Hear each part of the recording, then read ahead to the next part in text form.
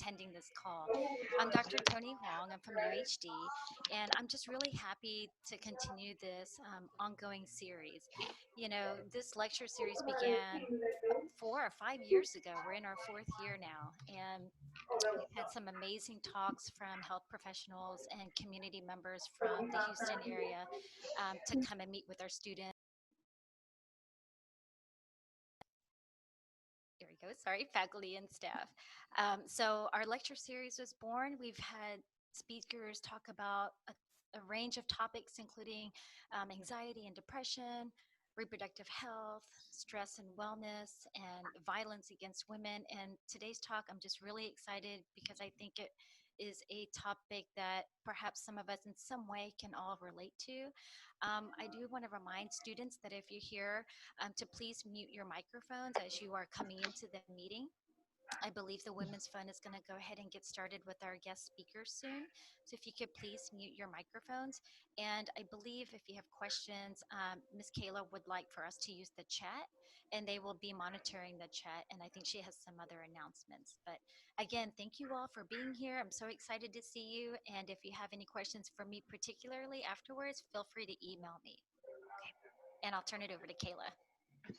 Okay, great. Thank you, Tony, so much for your introduction. My name is Kayla Rogers, Education Outreach Coordinator for the Women's Fund. We are so excited to be able to bring back this Women's Health Lecture Series. We've really loved collaborating with UHD and having the opportunity to bring in some really wonderful speakers. I am so thrilled about today's turnout, and I think that it's going to be a really great presentation. Before I introduce our speaker, I just want to introduce a few ground rules, and also introduce the Women's Fund for those of you who are not familiar with our organization. So the Women's Fund is a nonprofit dedicated to providing Houston area women and girls with the tools that they need to be advocates for their health. And we do this a few different ways through focused seminars like today's presentation. We also have curriculum-based classes for women and girls, and we offer 4 free publications. So if you're interested in any of our publications, you can visit this QR code or our website, and there you can download free PDF versions or make publication requests for physical copies. I also encourage you to visit our website to see upcoming events that we have. We are currently in the midst of a childhood cancer awareness series. So tomorrow we have a presentation over human papillomavirus that is going to be really awesome. So I encourage you to visit our website. As for housekeeping rules, as Tony mentioned, please keep your microphone on mute just so that we can limit distractions during the presentation. And also, if you have any questions throughout the presentation, feel free to put them into the chat and we will answer them at the end of the presentation. So I'm going to go ahead and introduce our guest speaker now. Our presentation today is over grief and trauma and will be given by Mary Beth Archidiacono, who is actually on our board. And so in response to a tragic accident involving her family, Mary Beth became a clinical social worker, consultant, researcher, and advocate specializing in grief, traumatic loss, and traumatic brain injury. She joined Dr. Bruce Perry in the Child Trauma Academy as a fellow in 2005. She has developed programs for families, individuals, and communities dealing with traumatic loss, including teachers, schools, places of worship, businesses, and other institutions. In addition, she has lectured and led workshops on grief, secondary trauma, post-traumatic growth, resiliency, advocacy, and hope. Mary Beth is currently involved in a curriculum development project with Dr. Kathy Shear and Columbia University's Center for Complicated Grief and various other nonprofits locally and around the country. So we are tremendously grateful that she was able to join us today for this presentation. And so I'm going to go ahead now and turn it over to our guest speaker, Mary Beth.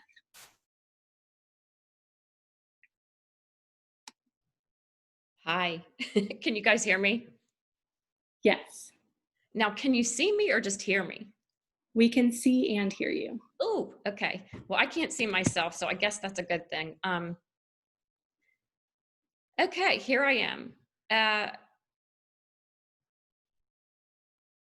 I'm going to just tell you guys a little bit about my story first, and then I'm going to go into a little bit of talk a little bit about trauma and a little bit about grief, and then we'll open it up to questions. So, why don't we start? In 1998, I was driving back from Colorado from our summer vacation with my 4 children. There they are right there. Johnny is my oldest and he's 13. He was 13 at the time. Christopher, my second, was 11. Joey, my third, was 9. And my daughter, Allie, was almost 5. While we were driving, we were outside of Colorado Springs in Pueblo, Colorado, and there was a little tiff that broke out in the back seat. And when I went to try to break it up a little bit, I reached back and touched my daughter's little leg. And when I did that, I lost control of my vehicle. And when I tried to correct, our car rolled 4 times. When the car stopped, my son Joey said, "Mom, I'm okay." My daughter was there in her car seat, but my 2 oldest children were not in the car. They were properly belted, but ejected from my car. So with that, 3 ambulances later, we were in the small town emergency room where both boys were in critical condition. My son Johnny, the oldest, died while they were waiting for Life Flight to come get him. And my son Christopher was life flighted to Denver Children's Hospital. I was there with little Johnny while he went on. And my sister, who was behind me on the road, she had been with us in Colorado, went straight to Denver to meet the plane with my son Christopher. My husband, who was not with me, was on his way to meet me in Amarillo to drive the second leg of the trip back. That's my son Johnny. That was the actual last picture I took of him, really the day before the accident. When my husband got the call to come to Denver instead of Amarillo, he met my sister there. The doctors basically told them that there were 5 reasons why my son Christopher would not live. He had a brain injury.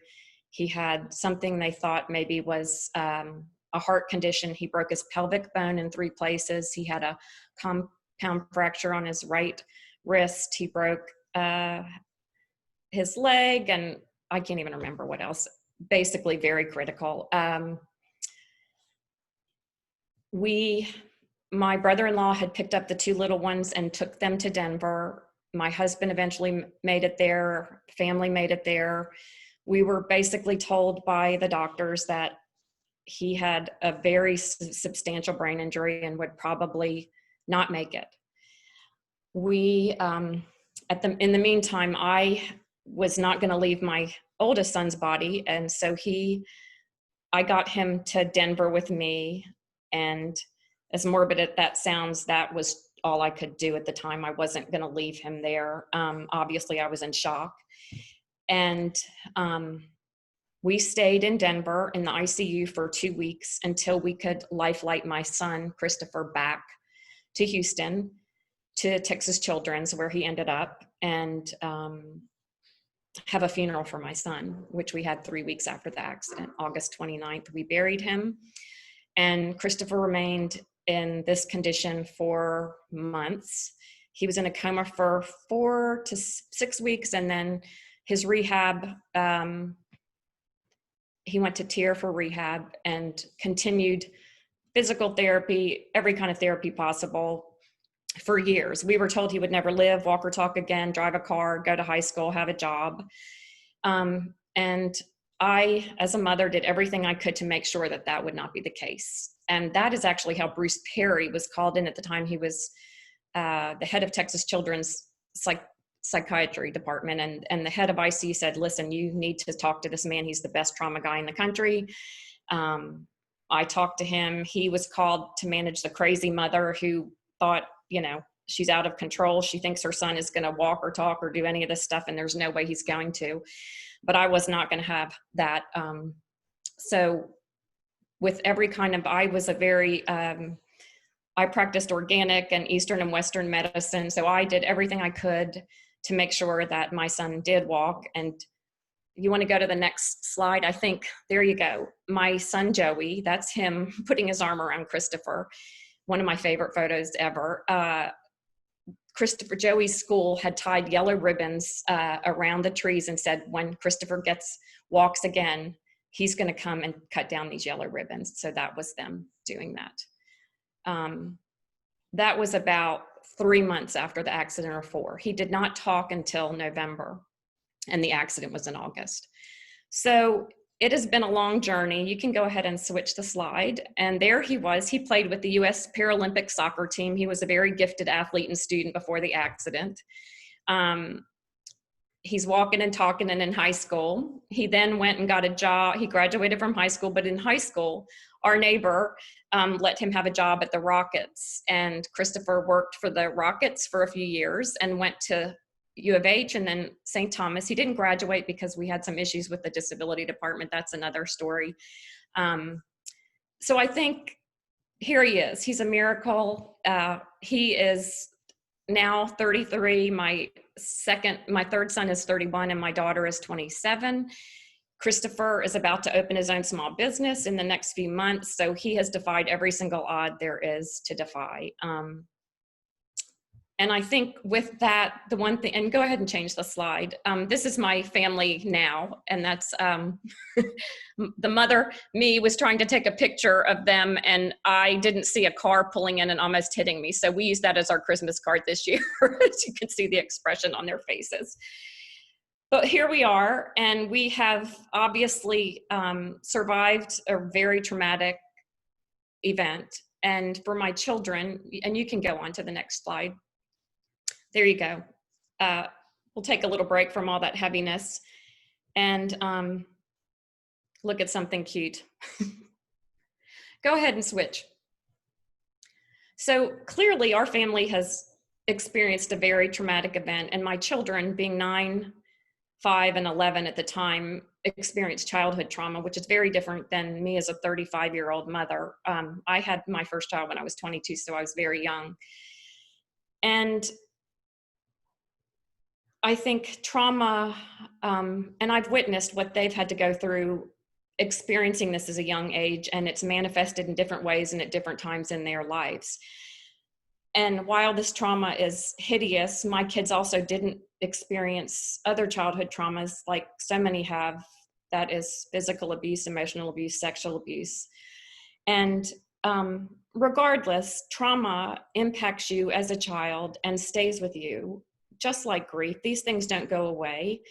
And what we have to do as a society is talk more about our traumas and get more and understand. People always say all of these different drugs or whatever are gateway to drug addiction and those kind of things. People also say trauma is a gateway to many different kinds of addictions. And I think we have to learn to recognize these things as a collective society, because we have to do a better job at treating trauma and recognizing the impact of childhood trauma, not only as a child, but how it manifests through life. And I think that's also the same with grief. So let's go ahead to the next slide. Bruce, who's my mentor, and I'm really blessed to be able to work with him, he has spent his career with children and really the worst of the worst childhood trauma cases you can imagine. And I think it's important what he says: relationships are the agents of change, and the most powerful therapy is human love. Fire can warm or consume. Relationships matter. The currency for systematic change was trust. And trust comes through healthy working relationships. People, not programs, change people. I think it's very important to recognize the importance of having stable people consistent in the lives of those who've experienced trauma. Let's go on. Now, trauma obviously can be, there is a range of trauma. Vicarious and secondary trauma, we see a lot with first responders, clergy, doctors, nurses, therapists, social workers, and other helping professions who are first responders in traumatic events, whether it be car accidents or, clergy hear everything from birth to death. They hear the range of traumatic experiences. My placement when I was doing my graduate work was at CPS, and it was incredibly traumatic to work with that population. And I think it's important to recognize that we all experience collective trauma. And right now it's so relevant because so many of us are traumatized by this COVID that we're all experiencing. A lot of us are traumatized by the political climate. And we have to recognize how that impacts us. And what we do with that trauma is really important. And self-care and the kind of things we do to help alleviate some of those things are very important, and we can talk about that in a little bit. Why don't we go to the next one?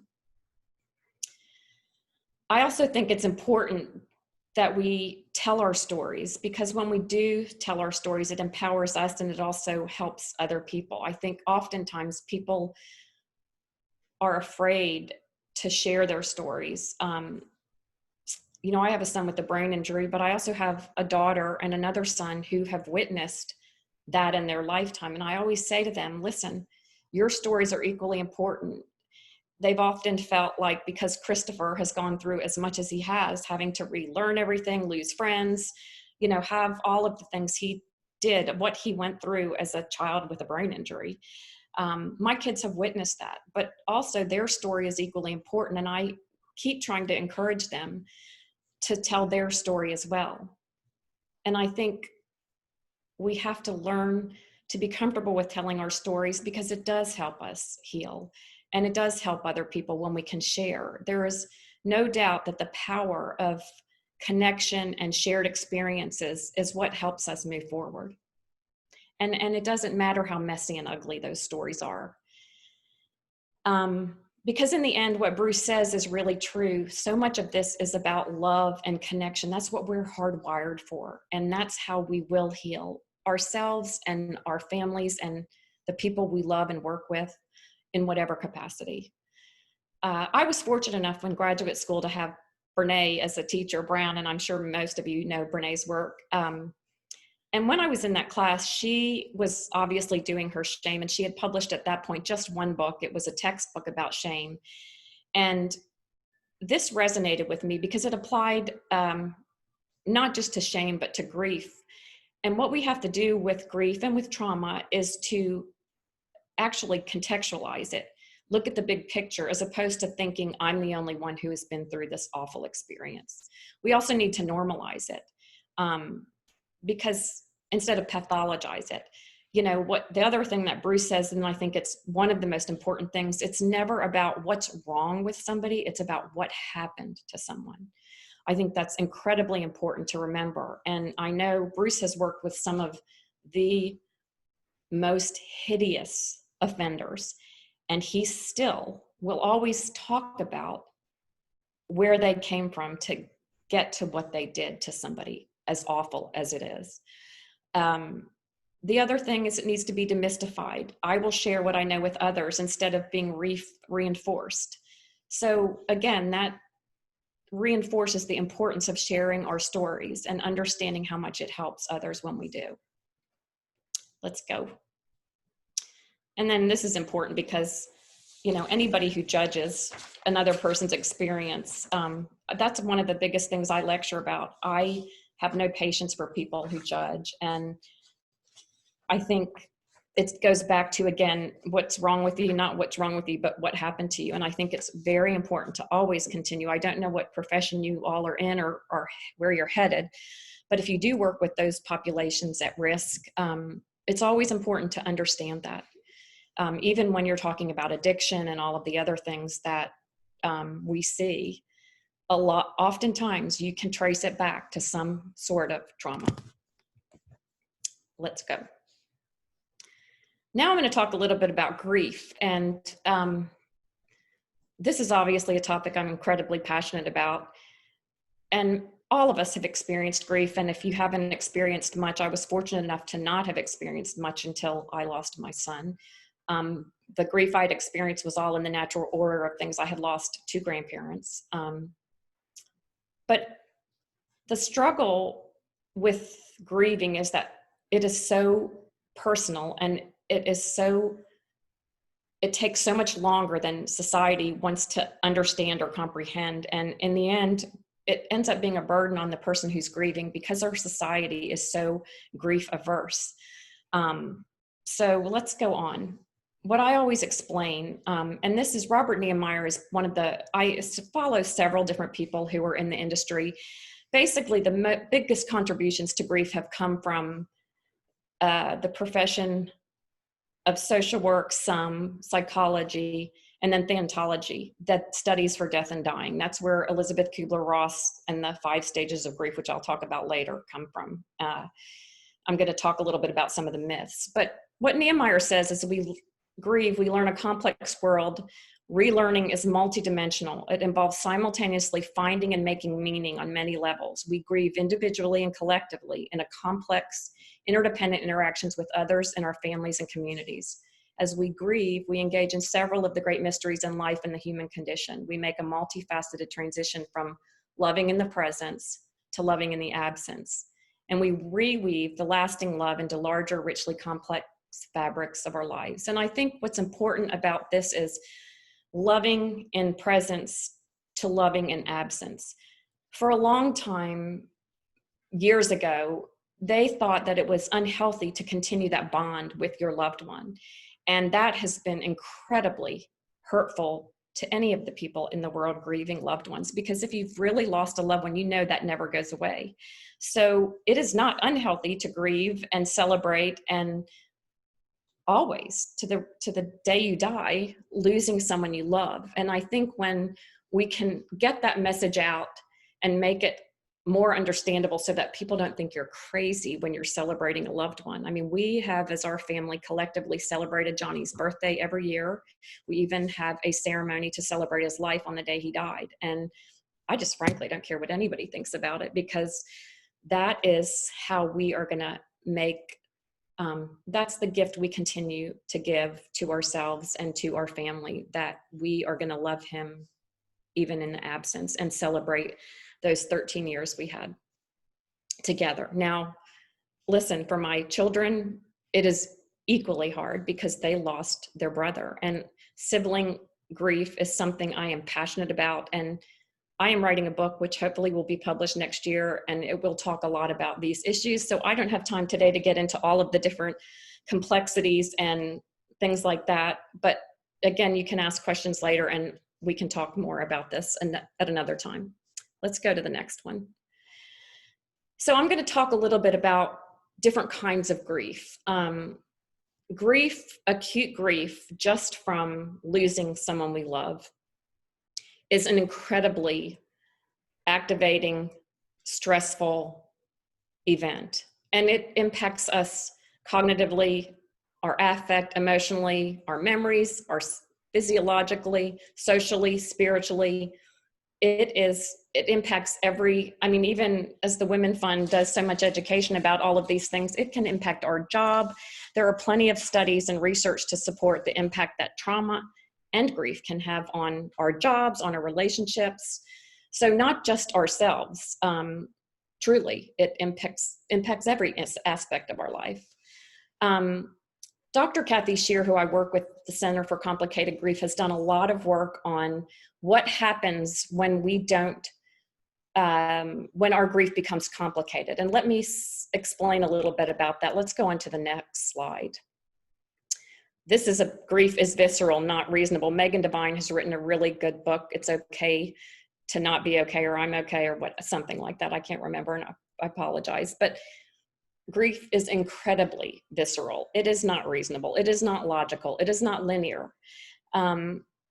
acute grief is one of the most debilitating things that can lead to many other things, and we'll talk about that a little bit later. Let's go on to the next one. I laughed at this one. Unfortunately, the only way through any of this stuff is to go through it. It's like, what is the saying? If you are in hell, keep on going, or if you're going through hell, keep on going. If you avoid or don't deal, it will catch up with you at some time. There is no homeopathic cure for grief and sadness, I promise. And you have to have a sense of humor to survive. Let's go. I have a friend who lost her son 6 years ago, and 6 years after our accident, and people were always coming up to her and saying, "How are you?" And I'm like, please don't ever ask that question. It is debilitating. Like I've said, here are some of the words that I put in a little bowl, and when they came to ask her how she was, I said, just pick. And you see these things. They are pretty brutal. Let's go. The other thing I am passionate about is a timeline. For a long time, and we're getting much better. When our accident happened 22 years ago, it was awful. Now people are understanding that you are not over your grief in 6 months. You haven't even begun your grief in the first 6 months. Shock is incredibly, it protects us. That's how we get through this. But I always say you don't even start grieving until the first year of firsts, because that whole first year, and I don't have my timeline here, I have one that I'll show it at some point. We do not even begin to grieve, because that first year is spent with our memories of what we were doing with that person last year. And we're making it through those firsts, and people don't understand this. And I try to explain the second year is often worse.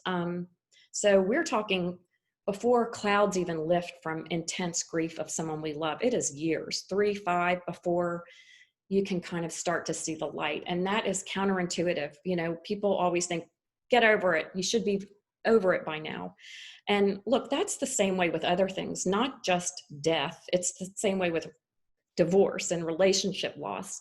These things really are not something that just fix themselves quickly. And of course, there are a lot of variables to those things, but it's important to recognize that these are not things that happen quickly. Let's go. What Kathy Shear has spent her life's work researching is that we naturally, if we don't have any things that keep us from adapting to our grief, when we adapt, we accept the reality of the loss.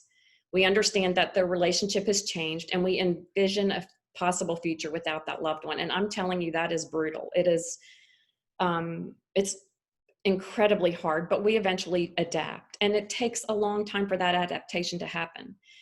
And eventually we integrate our grief. Let's go to the next slide. The other thing that people don't understand as we integrate our grief is those future memories never stop. And I work with pregnancy loss. I work with people who have lost infants, families who have lost infants. It does not matter whether you gave birth to the baby or whether you had a baby die at 6 months. I say the only difference between me and any other person is how many years we have with our loved one.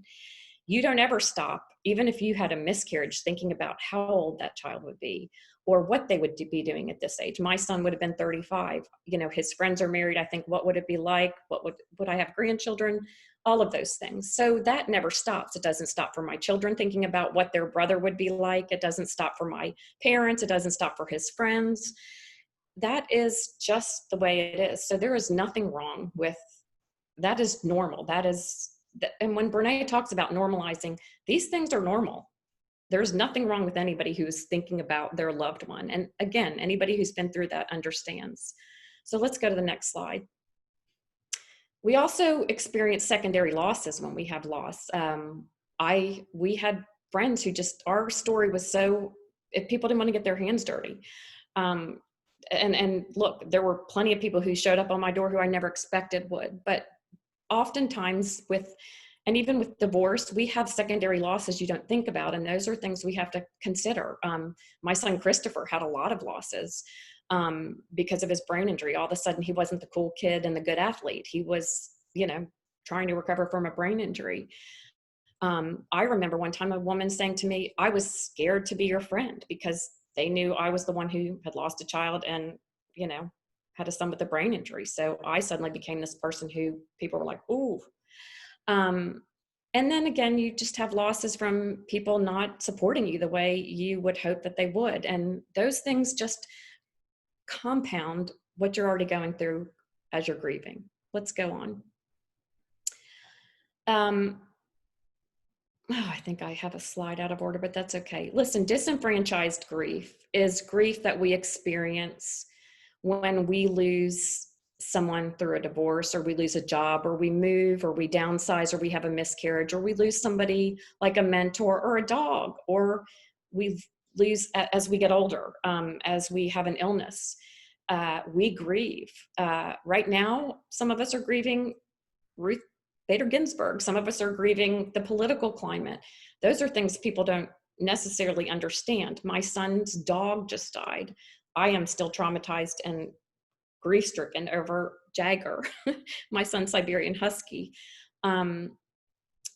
People don't always understand or support that kind of grief. And it's important to be able to recognize that you could be experiencing disenfranchised grief, and to be able to learn how to get support for that. And aging is certainly one. I'm getting up there. I mean, like, I'm glad I can't see myself on the screen right now, because I would be like, hide my neck. Again, grief. Let's go. Ambiguous loss is the kind of loss we experience when we haven't lost a person by death, but we've lost a relationship. And this is a really heartbreaking kind of loss, when we have families who just, cut off relationships, and or a parent who was absent, or whatever kind of loss that is, where you have a living person but you don't have a relationship with them. And that is incredibly hard and traumatic. And it's very important to talk about that kind of loss as well. Let's go on. Anticipatory grief not only applies to having somebody who is dying from an illness, cancer, or whatever that may be. Right now, my father-in-law has 6 months to live, so we are experiencing anticipatory grief. Anticipatory grief can also pertain to someone who has a loved one who's suffering from addiction or depression or mental illness, because as a parent or as a family member, we are worried they could die. And that anticipatory grief, I have worked with many women and families who have lost loved ones from drunk driving, from overdose, from suicide. And that kind of anticipation of losing someone and then having it happen is debilitating, because you're grieving something that might happen and then it happens. So it's not just about illness, it's also about physical illness, it's about mental illness. And it is a very debilitating kind of grief. Let's go on to the next one. Complicated grief. Let's go to the next slide, because I think it illustrates better. When I talked about acute grief and adaptation, when grief becomes complicated, that is when something interferes with the process of us adapting to our loss. It's estimated about 7% of bereaved people experience complicated grief, and 40% for those who have experienced a violent death. And I will speak to that, because that, when you have a sudden traumatic loss, it also complicates the grieving process. Dr. Scheer has developed an incredible program for people who experience complicated grief. Unfortunately, it's not widely accepted yet, because just of the climate and the way we're still training people about grief and loss. But I can talk more about that later if you guys have any other questions. But it's important to recognize that complicated grief is real. I have several people who I am working with now who have, not been able to get past traumatic losses, and for whatever reason, they have not, they just don't want to expose themselves to some of the things that are hard about moving forward when you lose someone you love. And it's debilitating and horrifying to watch happen. Let's go to the next one. So this is a little bit about what that looks like. And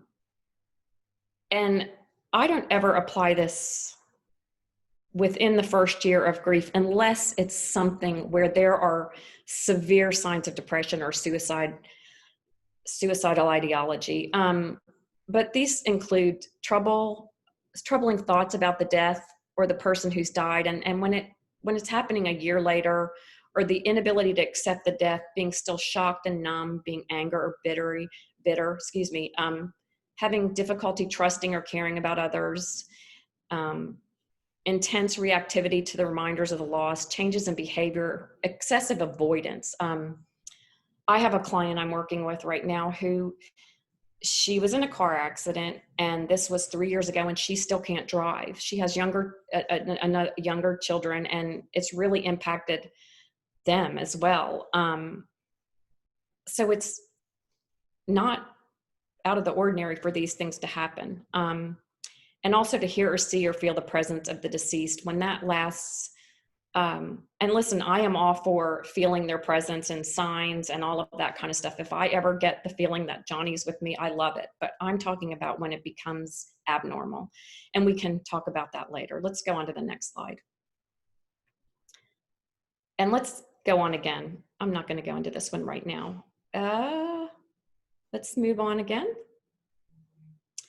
Bereavement overload is a term that was actually coined during the AIDS pandemic when people were losing in that community loved ones daily. That also is going on right now. I work with a group called Voices of September 11th, and it was started by my dear friend Mary Fetchett, who lost her son Brad in the World Trade Center in the second tower. And Mary's dedicated her life to providing mental health referral services to the victims and their family. And what's happening now is that more first responders have died now than the number of people who died in the towers. And the firefighters and the first responders are losing their people daily.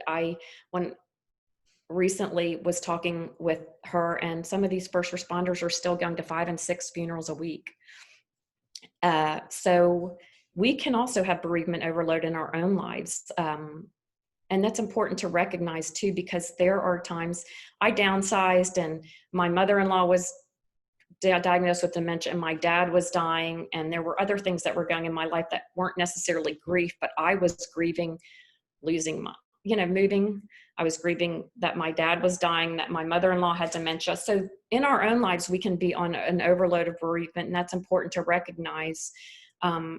Right now, people are experiencing that from the pandemic. People are losing their jobs. People are losing their livelihoods. Businesses are closing. And the country has never been in a more divisive environment. So there are a lot of things right now that are causing us a lot of grief and anxiety and trauma, for that matter, just in our everyday lives. And that doesn't include whatever else can be going on with people, friends and family. Let's go on. The one thing I will say, and this is part of what I'm working on and is important to me as my life's work, is to talk about the importance of communal grieving. It offers something we can't get when we grieve by ourselves through validation, acknowledgement, witnessing. Communal grieving allows us to experience a level of healing that's deeply and profoundly feeling. Each of us has a basic human right to that genuine love, happiness, and freedom. And while that sounds so basic, often our society still has not learned enough about how we grieve as a community and how we help each other. One of the other women I work with, and she is one of my sheroes, I'm going to say sheroes because we have to get rid of that patriarchy at some point. Nelba Marquez Green lost her daughter in Sandy Hook. And if you all follow people on Twitter or follow people, go follow Nelba Marquez Green. That woman truly has given back in the name of her beautiful daughter, Anna Grace. And that's what she wants to happen. She wants to help communities. She wants to help. She doesn't hold anger or resentment against the man who murdered her daughter. What she's done is gone to her community and said, I want to help make this not happen again. I want to support those people who are isolated like that man was. And I want to help avoid this happening again. I want community to be there to support each other so that we can recognize the people who are being bullied, the people who are being isolated, the people who have trauma, and recognize those people and help them so that we can avoid these things happening to the extent that we are happening. As we have become more isolated in terms of social media and relationships, we are losing connection, and we have to not lose connection because we won't heal if we isolate. Let's go on. Bob Niemeyer also talks about how important it is to reconstruct our relationship with our loved one as opposed to get rid of it. Let's go to the next one. Or be felt, feel shame for still talking about our loved ones. We should never feel shame. I don't care how many years it's been. You will bury me. I will be talking about my son Johnny until I am 6 feet under. We have to normalize the fact that we can still talk about our loved ones. And the other thing, connection, goes back to the communal grieving. It is so important to connect instead of isolate. And look, sometimes you need to isolate. But if isolation becomes your coping method, that is not healthy. And it is sometimes hard to reach out for help. It's sometimes hard to find resources. And that is one of the most important things as a clinician or anybody in this helping profession to understand, that we have got to help find resources for those who don't have them. And there are plenty of people who, for various reasons, whether it's because of their location or because of their situation or their lack of resources, their lack of connection, we have to help bridge those gaps, because that is what's going to help people move forward and start to heal. Let's go on. The other thing that's incredibly important about losing someone we love is making meaning of that loss. And so often, you see many people taking on causes after they've lost a loved one. And not everybody has to go do something great like Mothers Against Drug Drivers or starting foundations or whatever it is. It's finding meaning in a way that helps you move forward with your loss. And it doesn't have to be something big. It's just about helping find meaning so that the impact is more meaningful. Let's go to the next slide. And in some ways, that's just simple altruism, advocacy work, giving back, paying it forward, sharing your story. It doesn't have to be something huge. And the other thing to remember is that there is growth that comes out of trauma and loss, and that's called post-traumatic growth. We'll talk about that in a little bit. Let's go on to the next one. And what you have to do when you're working with this community or this population is think about what the immediate needs are, but also not forget about the long-term needs, because with trauma and with grief, they are lifelong. And oftentimes, especially college population, once they are out of a home and go into the world,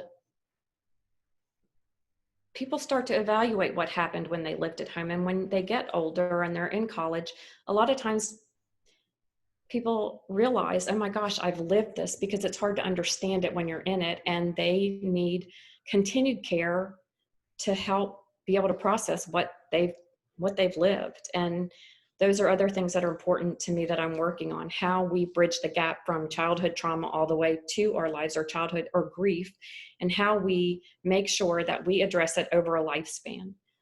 Let's go to the next one.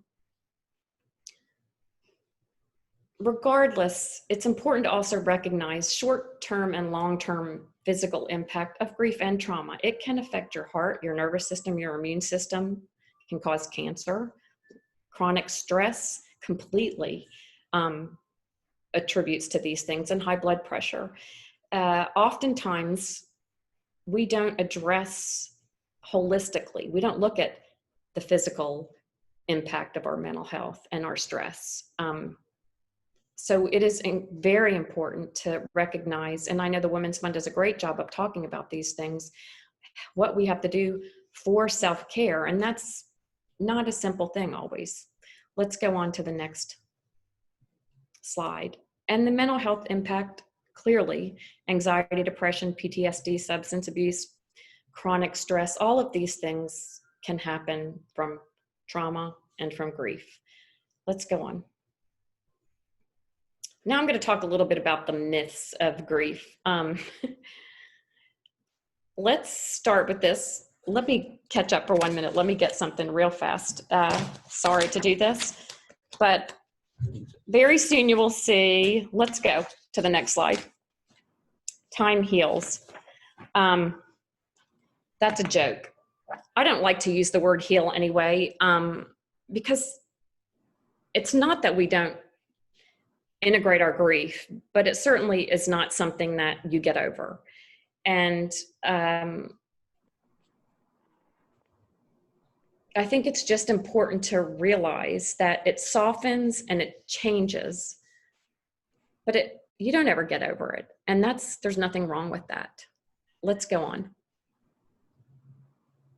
The other thing, I always think it's funny, people say, oh, what doesn't kill you? And Christopher Hitchens wrote on his deathbed, in particular, I've stopped issuing the announcement, whatever doesn't kill me makes me stronger. He goes on to say, let's go to the next slide. What doesn't kill you doesn't kill you. He says, in a brute physical world, there are too many things that can kill you, don't kill you, and then leave you considerably weaker. So I think the point is that it is a myth that what doesn't kill you makes you stronger. There are plenty of people who are given more than they can handle. So let's go on. This is what the screensaver is of my laptop. There you go. Let's go on to the next one. Brene talks about at least, and I'm not telling you, at least is one of the most offensive. But what Brene says is, the at least response, and if you go on and look at the animated version of this, somebody animated this, it's really great. The at least response is about our own discomfort or the need to make it about us. At least is rarely a good lead-in for empathy. And here are the examples. I had a miscarriage. Well, at least you know you can get pregnant. I've been diagnosed with cancer. At least you caught it early. A more empathic response would be, I'm really sorry to hear that. That can be a very lonely place. Is there anything I can do? She goes on to say that an empathic response, it's not judgmental. It's an attempt to reflect back how someone might be feeling. Even if they're not feeling lonely, they have a chance to respond and they know that you're trying to understand their world. What I had happen to me, here are my whoppers. I had somebody say, well, at least you don't have to worry about the homework. My son died while he was before 8th grade. Like, are you kidding? And then the year he was going to be a senior in high school, they said, at least you don't have to worry about college applications. My ultimate favorite was the father of one of my son's best friends said, well, at least Johnny went out while he was on top. My son Johnny was the one I lost. He was 13. I just want to caution people to really think about the language they use when they're around somebody who has experienced loss. And if you've experienced loss and have had those things said, and it doesn't even have to be a loss, it's about having a cancer diagnosis, miscarriage, even losing a job or losing anything, for somebody to minimize that by saying at least is incredibly hurtful. So part of the thing I am trying to do is how, not only talk about the myths, but also talk about the language of loss and how we have to reframe some of the things we say. Let's go on. Closure, that's a joke. Closure was a term that was used by Gestalt psychologists when they were referring to the tendency to complete a picture as a whole. It's not like the Rorschach test, but if you've ever been given a picture, if you're a psychology major or anybody who studies psychology, you'd be giving a picture of something and you have to complete that picture. And that was how that was used to describe that specific test, the visual test. But it became misappropriated by popular and social psychologists to describe experiences of trauma following a closure movement that really ended up being misapplied to grief. We don't ever have closure when we lose someone we love. You might have closure to certain things like a funeral, but you don't have closure to the loss itself. Let's go on to the next one. My friend who helped me said, there, if you think you have closure, I'll show you a forest full of unicorns. She's a goofy one. Let's go. You're better now. I remember about a year after the accident, I was all dressed up and had makeup on, which didn't happen very often, and was going out to drop one of my children off at a party. And one of the moms came up to me and she looked at me and said, "Oh, you're better." And she gave me a big hug. Yeah, people want to judge the way you look and the way you are. It's better not to say that to somebody who's gone through a loss. Let's go. Here's another one. Let's go to the next one. Healing is that word I said I don't like to use. And here's a really great quote by Rose Kennedy, who clearly has had a lot of trauma or had a lot of trauma in her life. It's been said that time heals all wounds. I do not agree. The wounds remain in time. The mind, protecting its sanity, covers them with scar tissue, and the pain lessens, but it's never gone. So let's go on. Here's one the big elephant in the room. That's always one that I worry about, but it's about platitudes and religion. Let's go on. When I went to my minister after I lost my son, Johnny, he said to me, "Let's just pretend like Johnny's sitting right here with you. What would he say to you?" He said, "Somebody did that with my mother. And I was able to do that exercise." I said, "Well, I can't do that exercise. My son was 13. He hadn't had his first kiss, his first car, his first child, his first job." Oftentimes, clergy don't know what to say. They don't have answers. And I remember after the accident, I met a man who was a Episcopalian priest, and I got to become close with him. And he said to me one time, he said, "Mary Beth," I said, "why do you think this happened?" For a long time I was searching with why, and I finally stopped looking for reasons and answers. But he said to me, "Mary Beth," he said, "I don't know. I don't have any answers." He said, "I'm in sales." He was a priest. And I thought, wow, that was such an honest answer, but it was one of the most helpful things that happened to me, because I needed just the truth. We don't have the answers for these things that happen. And when we can shift to why and just learn to live with our loss and understand that there are things that are going to remain a mystery, then we can really move on. I focused on that why for a long time, but I remember when my son was 3, my second son, he asked me, "Mom, how did God make himself?" And I remember saying to him, "Christopher, sweetie, I don't know. There are certain things in this life that will always remain a mystery." One of the hardest things I had to do was take my own advice and remember that there will be things in our lives that we won't have the answers to, and they're always going to be a mystery. Why don't we go on to the next one? I finally got so frustrated with all the platitudes of he's in a better place and this is God will, and all of those other platitudes that people say to us. A friend of mine brought me this. There was a book called When Bad Christians Happen to Good People. I'm sorry, but it was just a funny one because it was some of the things that people were saying were so offensive. And I think it is best to, unless a grieving person is asking about your philosophy about God and life and why these things happen, it's best to keep your ideals to yourself, even if you do believe that everything happens for a reason, or that it was meant to be, or it was God's will, or whatever. I have a lot of thoughts about that, and when my book is published, you can read them, because I went through a very big transformation about my religion and spirituality, and that's okay. I think when tragic things happen, whether it's trauma or grief, we do question these things, and it's important to do that, and it's normal. Why don't we go on to the next one? You always have to have a sense of humor, and this is one of my favorites. And it's like, if this is God's plan, God is a terrible planner. No offense if you're reading this, God, you did a really good job with other stuff like waterfalls and pandas. Yeah, this is true. And now, thank goodness, we have an industry where they're making cards that say things like this. Emily McDowell is one of them. We have to recognize that these things are painful and not great. And we have to stop saying these things that can be so offensive when you're experiencing trauma and grief. Let's go on. One of my favorites. Religion is for people who are afraid of going to hell. Spirituality is for those who have already been there. I love that one because I think oftentimes people want to throw religion to justify things that happen, and that's not always the most effective way to help. Let's go.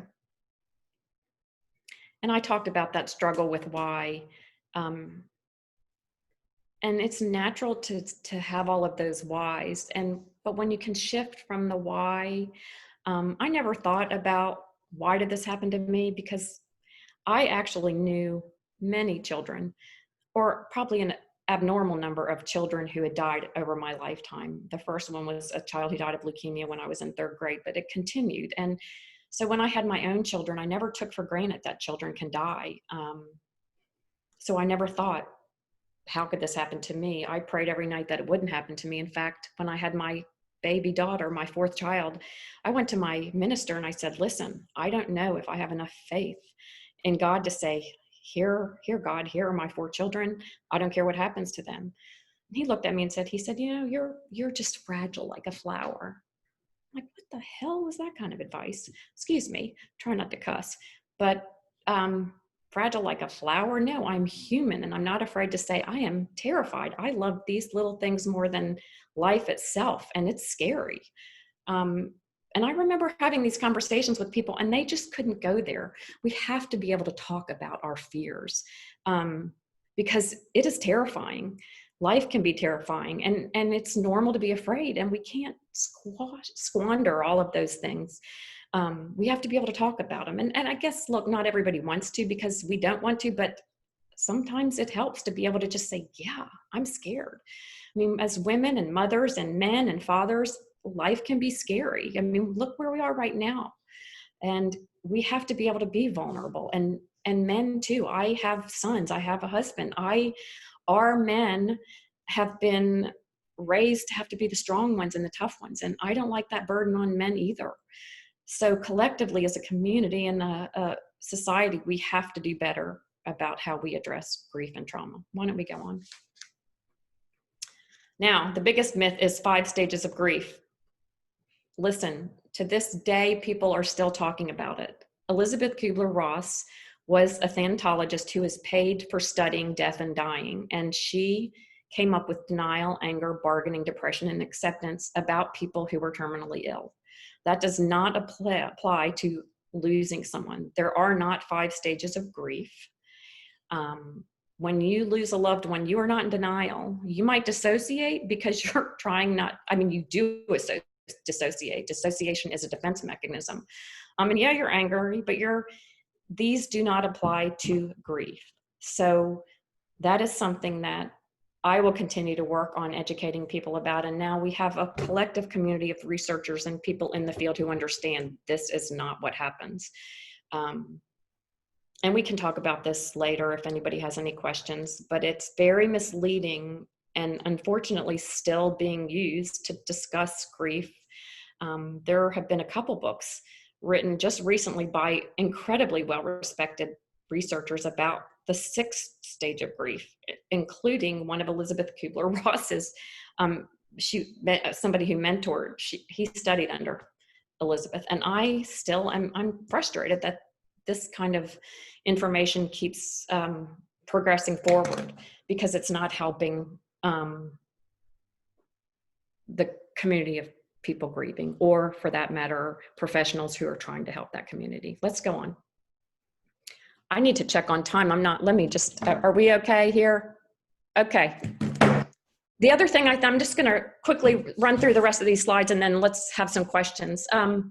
Listening to me is one of the most powerful ways to be there for somebody. And listen, listening sometimes, especially to trauma, is incredibly hard. And if you are somebody who has a friend or a loved one who's experienced loss, and a lot of times somebody who has gone through a traumatic loss or a loss will spew, and I did too, very brutal details about what happened. And that is normal. That's how you almost have to say those things to even believe it yourself, because you're in shock. So not everybody has that ability to be able there to sit with that and hold space for really hard things. But for those who do, listening is one of the most healing things we can do. I have a friend who was actually a neighbor and not even a good friend at the time, who literally came every week to visit me while I was in the hospital with my son, who, was in the hospital for a few months before we brought him home. She came every week and she just sat there and listened to me. And it was one of the greatest gifts I had. And neither one of us planned it that way. She didn't say, I'm just going to go in there and listen. And I didn't think about, oh, wow, she's just listening. But in reflecting back, it was such a gift for her to be able to hold space for really hard details. I mean, I had lost a son and had one with a brain injury and had 2 other children. It was brutal. Miriam Greenspan says, without a listener, the healing process is aborted. Human beings, like plants that bend toward the sunlight, bend towards others. There are times when being truly listened to is more critical than being fed. By a kind of grace, good listening transforms suffering. And I cannot stress enough the importance of that quote right there. And listen, good listener. I know many therapists who don't have good listening skills, and I'm blown away. I have plenty of people who have been wounded by therapists who don't have those kind of good listening skills. And that is something that needs to be taught in a better way so that we can help people who have been through trauma and grief. Let's go on to the next one. And here we go. No rule book. There is no rule book. There's no time frame. There should be no judgment. Grief is incredibly individual as our fingerprint, and you have to do what's right for your soul. And that's not always easy, because so many times we experience shame, or we're too afraid to talk about what we really have going on inside. So my first slide was surround yourself with people who get it. I can't stress how important that is. And sadly, it may be that you lose some of the people who you thought could be there. That certainly happened with me, and it happens with everybody I know who's been through loss. Let's go on. Okay, let's take a break from all that heavy stuff. Look how cute those kittens are. Let's go. Do we have any more? Post-traumatic growth is growth that can come out of trauma, and there are many, many examples. I know that Women's Fund does a great job about talking about resilience, but post-traumatic growth is growth that comes from trauma. And it's important to realize that, look at this plant coming out of concrete, that we can grow even in the most hideous of circumstances. And listen, I have had trauma, and my trauma is bad, but it is nothing compared to some of the things that I have experienced and learned through Bruce Perry, who works with some of the most horrific childhood trauma you can hear. And there is potential. It is just about finding the right people who can help foster that growth. Let's go on to the next one. Let's pass this one. The bottom line is that all of this is, grief is about love. And I'm talking, grief from losing jobs or divorce is not about, well, sometimes it is about love with divorce, but with grief about losing a loved one, it is always about love. And grief, what Kathy Shear says is, grief is the form love takes after loss. And what we always have to remember is that it is about love. And don't ever forget that. And don't let anybody else tell you otherwise. Continue to love your loved one, and don't give a damn about what anybody else thinks. We have to educate people that it is normal and good and okay to love our loved one until the day we die. Let's go. Are there any more? Okay, call it a clan, call it a net worth, call it a tribe, call it a family. Oop, I said net worth, network. Whatever you call it, whoever you are, you need one. And that just speaks again to what I'm trying to communicate to you all, is that is really, really important. And not everybody is blessed with that kind of support. And if you are in a working profession, or if you are somebody who's experienced that and does not that is where we have to do a better job as a society, especially when we are becoming more isolated with cell phones and internet. And now in this pandemic, we're all incredibly isolated. And we can talk about that in a minute. The mental health issues that are arising from being isolated like we are right now in this pandemic is real and valid. And we have to find ways, even through a pandemic, to find those connections and that clan and that support, because life still happens in the pandemic. People still die. Trauma still happens. People lose jobs. So there you go. I am going to open it up to questions, right? And let you guys ask what you want. Thank you so much for letting me speak to you today. And I'll turn it over. Alrighty, thank you so much. That was a really, really great presentation. I think needed now, maybe more than a couple of months ago when it was even originally scheduled. And so we have a couple of questions coming in. The first question is, how do you be there for someone that doesn't want help, but you know that they need it? Listen, that is a very tough one. I'll say this, don't give up. I would, and I don't know specifically what situation you're in. I would continue to just text, write cards, whatever you need to do. And watch for warning signs. If it's something you're really worried about, then I would recommend something different, because if they're isolating enough that you're worried about something happening, or the depression being so severe that it could lead to something like suicide, that's a different answer. If it's not, just staying with it. You know, I know that there is a time when people need to move inward, but sometimes it's not healthy, and if they isolate too much, it can be dangerous. I know that it's just important to keep letting somebody know you're there, and even just saying, listen, you know, I want to be there in whatever way I can. Tell me what that is, what would that look like for you? And just not giving up. And listen, people don't want to reach out when they're grieving, so sometimes it's just doing something. Take them a meal, show up at their door, run an errand for them. And really, that's the most important part, because people don't want to ask for help. I don't know how early on in the process they are, because that's also relative, but don't want to ask for help. So just do something, put a meal on there, run an errand. I don't know what that looks like. And if you want to be more specific about that question, you can. And does that answer your question? That was a good answer. Next question. How do you tell someone that their support is negatively impacting you, even though you know their effort is genuine?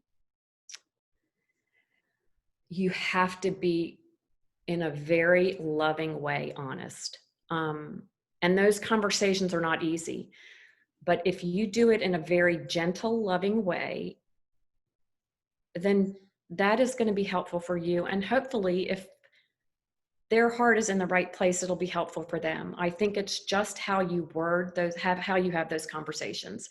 But it's important to have them, because listen, I have had that happen to me. I have had people who, it can be toxic. It can also be counterproductive. And I think just having those hard again, it always puts the burden on the grieving person, which is unfortunate, but it's also part of what happens. And just having an honest, kind, loving conversation and frame it. Listen, I'm going to say this, and I hope you're going to allow me, you know, I hope you can hold space for what I'm about to say, because I love you and I am so grateful for your support, but this is what I need.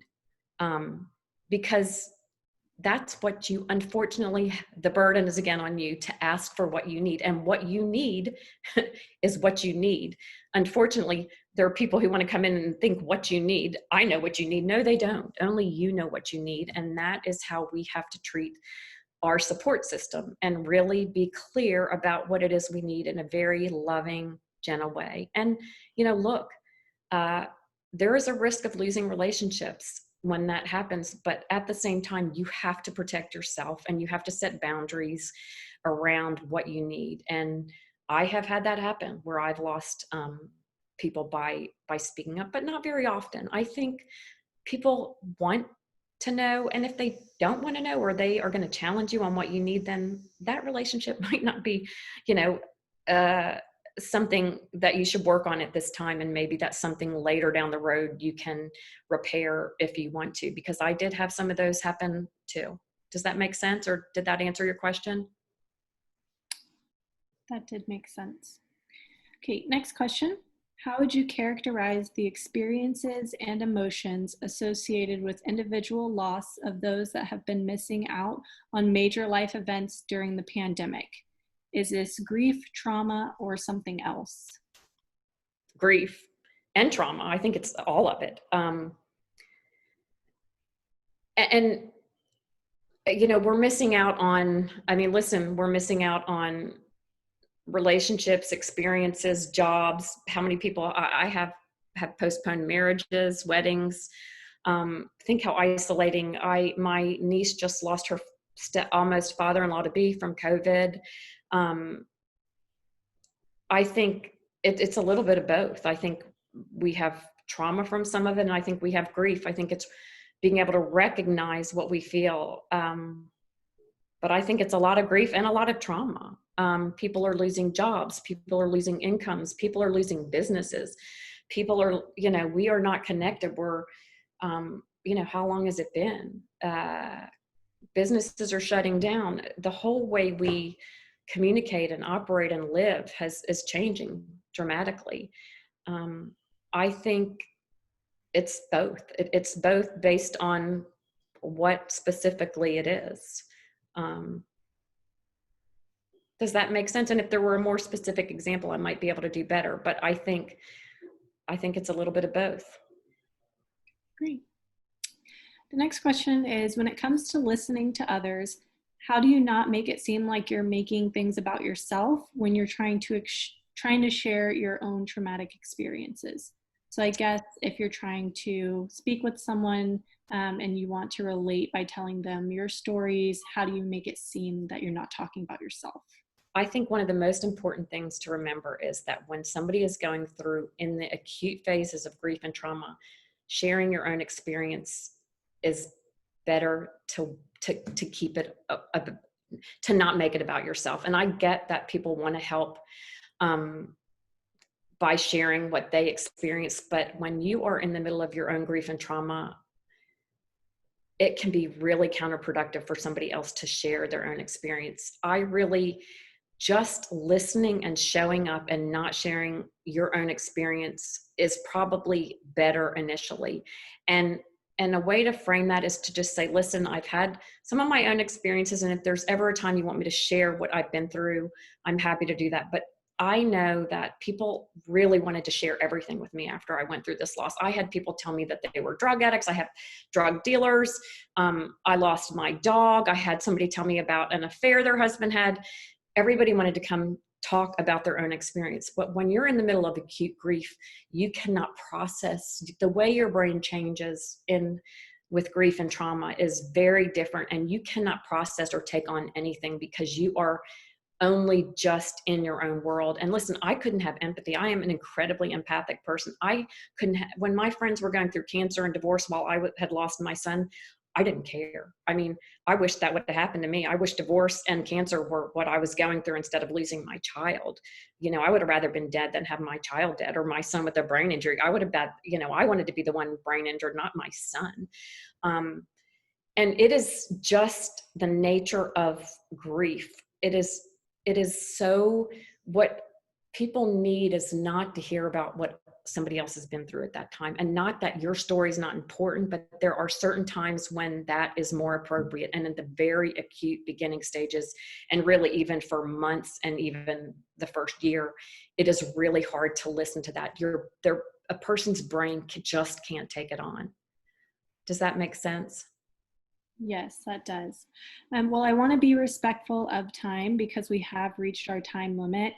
There are so many great questions in the chat, And so I am going to make sure that I take all of those questions down and, hopefully, Mary Beth, if you're willing, if you have Absolutely. no pressure. I'm happy to do that.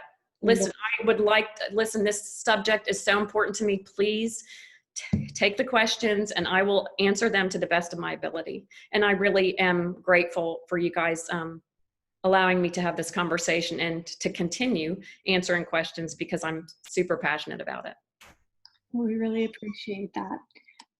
So if you think of any questions after we end the session here in a couple of minutes, feel free to email those to the Women's Fund staff at healtheducator@thewomensfund.org.